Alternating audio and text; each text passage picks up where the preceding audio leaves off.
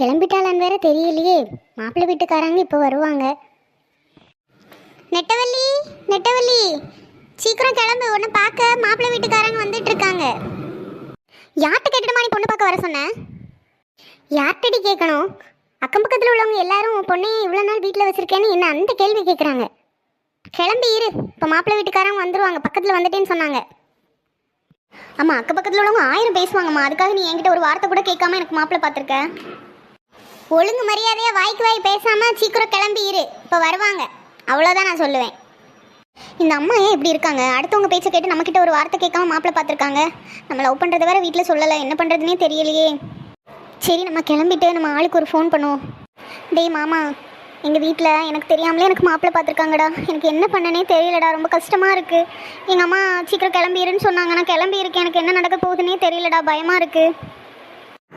அப்படியா சொல்லும்? நீ அழாத. உங்கள் அம்மா சொல்கிற மாதிரி இப்போ நீ கேளு. நான் வந்து நாளைக்கே எங்கள் வீட்டில் சொல்லி பேசி நாங்கள் வந்து பேச சொல்கிறேன். சரியா? நீ ஃபீல் பண்ணாத.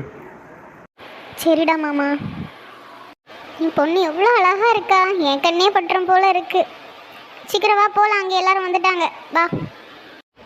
பொண்ணு ரொம்ப அழகாக இருக்கா இல்லைங்க? ஆமாட்டி, பொண்ணு ரொம்ப அழகாக இருக்கா. ஏம்மா, எனக்கும் பொண்ணை ரொம்ப பிடிச்சிருக்குமா. ரொம்ப அழகாக இருக்கா.